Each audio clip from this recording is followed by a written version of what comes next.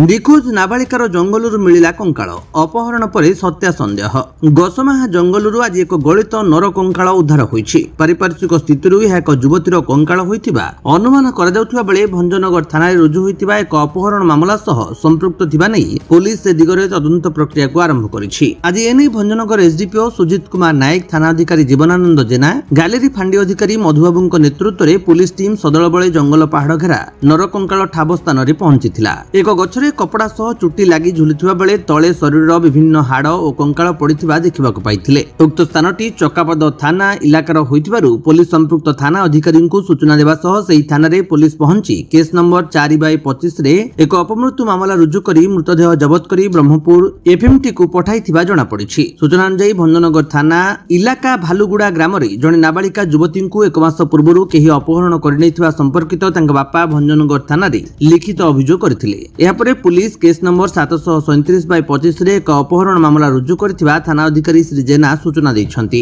एहा परे आज कंकाल मिलिबा परे पुलिस तदंत प्रक्रिया को त्वरान्वित करथिबा बेले उक्त घटना रे संपृक्ति संदेह रे किछि जणन को अटक रखी पचराउचरा करथिबा जणा पड़िछि। थाना अधिकारी निजे ई मामला रे तदंत करथिबा बेले एफएमटी रिपोर्ट आसिया परे आत्महत्या ना हत्या प्रकृत रे घटना जणा पड़िबो बोली एसडीपीओ श्री नायक प्रकाश करिसंती। मिलित भाबे भंजनगर और चकापद पुलिस ई घटना तदंत करथिबा कहिसंती। हमर भंजनगर थाना रे गोटे केस हेछि, केस नंबर 736/25 से आमर ना हेले जगन्नाथ मल्लिक घर है भालुगुड़ा दुदरलुंडा पाखे भंजनगर थाना पीएस लिमिट। तांको झियो कौन मसे है सी गोटे पिला सहित जाइए से पिलाटा नहीं जाइए जबरदस्ती नहीं बोली से कंप्लेन कले। से बाबद आम भंजनगर थाना इमिडिएट केस करके इन्वेस्टिगेशन कला जना पड़ा।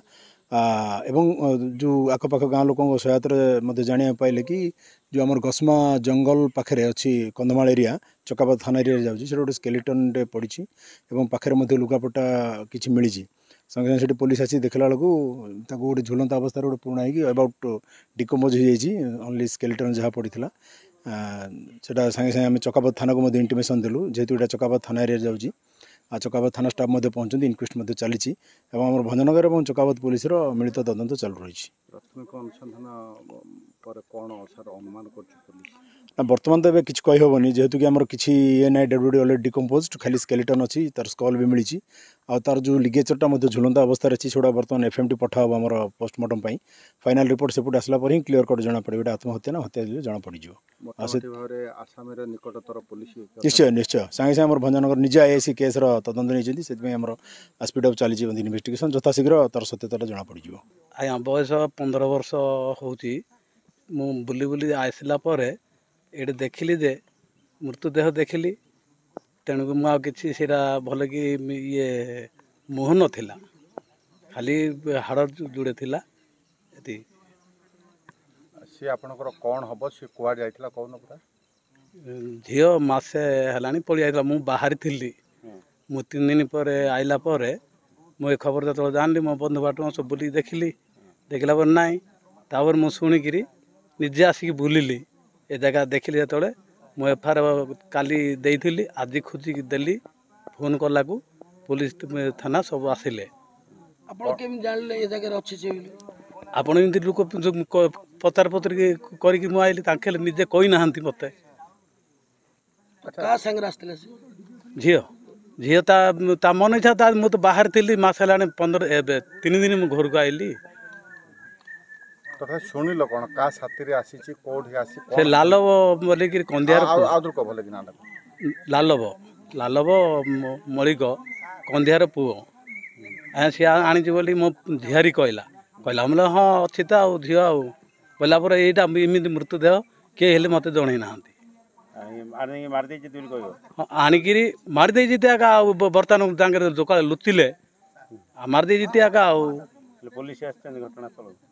पुलिस से पुलिस आसी ना आम निजे देखला पुलिस फोन कला पुलिस आसिले। अच्छा से जो लालग सी तुम कौन हम आगु जानी ना आज्ञा मुझे किसी जानु ना को गाँ हूँ ढिम्बिरदुड़ी ढिम्बिरदुड़ी थाना तारसिंगी पुष्ट हरिगड़ जाऊँगी ब्राह्मणपदर हेल्ले जाऊँगी। अच्छा तुम झील कौन कर मो झील पाठ पढ़ुला 7म क्लास पाठ पढ़ुला ସେତେବେଳେ ମୁଁ ବାହାରେ ଯାଇଥିଲି ଆଉ ଗୋଟେ ଦ୍ୱିତୀୟରେ ଗୋଟେ ସାଇକେଲ ପରୀକ୍ଷା ଏବେ ପରୀକ୍ଷା ଦେଇଛି ପରୀକ୍ଷା ରିଜଲ୍ଟ ବାହାର ନେବେ ସ୍କୁଲକୁ ଯିବ ବୋଲିକିରି ମୁଁ ବାହାରେ ଯାଇକିରି ତା ଖଟିକିରି ଯାହାହେଲେ ବସ୍ତ ସ୍ତ୍ରୀ ନାହିଁ ପିଲାମାନେ କେମିତି ବଞ୍ଚେଇବେ ବୋଲି ମୁଁ ବାହାରେ ଯାଇକିରି ଖଟିକି ଆଇଲା ଏ ଘଟଣା ମୁଁ ଯେତେବେଳେ ଶୁଣିଲି ଏମିତି ଏ କାମ ହେଇଛି। ଦୋଷୀକି କ'ଣ ହବ ବୋଲି କହିବ? ଦୋଷୀକି ଦଣ୍ଡ ଦିଆଯିବ ଆଗ ଦୋଷୀକିଟା ମାରିବା କି ମାରିବ ବୋଲେ ମାର ମୋର ତ ଝିଅ ପଳେଇଲା ନା। ଭଞ୍ଜନଗରରୁ ଗୋବିନ୍ଦ ଚନ୍ଦ୍ର ଗୌଡ଼ଙ୍କ ରିପୋର୍ଟ, ବିଶ୍ୱବିଜୟୀ ନ୍ୟୁଜ୍ ଓଡ଼ିଶା।